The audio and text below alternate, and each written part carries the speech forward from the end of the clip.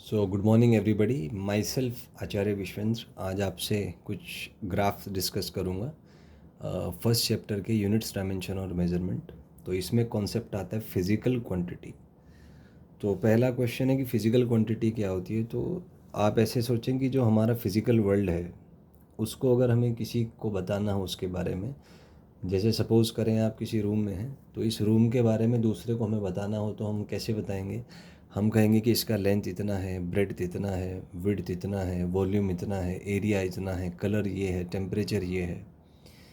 तो किसी भी फिज़िकल ऑब्जेक्ट को या किसी फिज़िकल इवेंट को जब हम डिस्क्राइब करेंगे किसी दूसरे को, तो उसके लिए हमें कुछ टर्म्स यूज़ करने पड़ते हैं। हमने कुछ टर्म्स बनाए हुए हैं जिस के थ्रू ही हम कम्युनिकेट कर सकते हैं, अपने आइडियाज़ दूसरे व्यक्ति तक पहुंचा सकते हैं।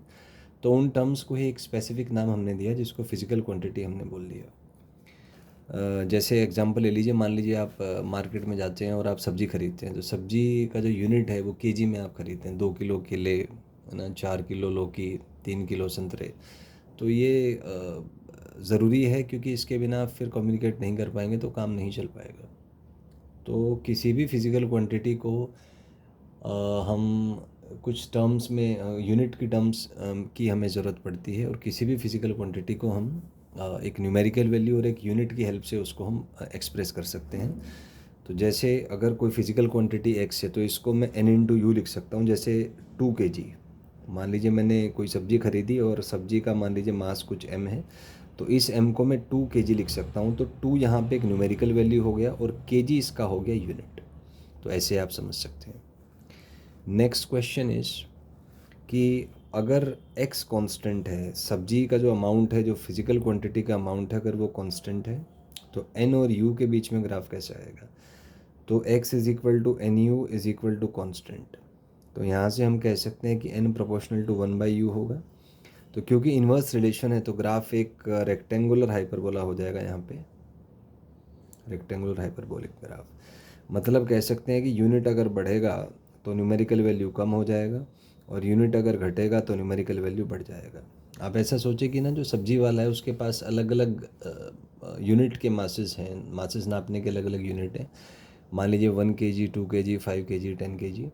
आप मान लीजिए 20 किलो सब्जी खरीदते हैं, तो अगर 1 kg यूनिट को यूज़ करें तो उसके 20 नंबर ऑफ़ यूनिट्स आपको यूज़ करने पड़ेंगे। मतलब 1 kg के 20 वेट अगर आप रखेंगे तो आपका सब्जी 20 kg होगा।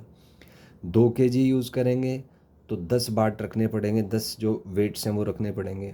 5 kg करेंगे 4, 10 kg करेंगे 2, और अगर 20 kg करेंगे तो 1।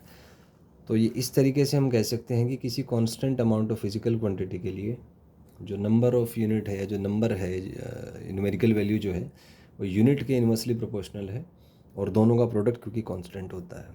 तो इसी की एनालिसिस हम यहाँ ग्राफ से भी कर सकते हैं।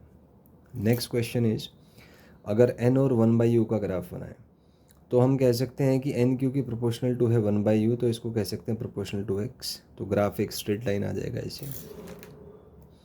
नेक्स्ट इज़, अगर हम x और n का ग्राफ बनाएं तो x कांस्टेंट है, तो x कांस्टेंट है तो ग्राफ n एक्सिस के पैरेलल होगा, कुछ इस तरीके से आ जाएगा। नेक्स्ट इज़, x और u का ग्राफ बनाएं, x कांस्टेंट है तो कुछ ऐसे आ जाएगा।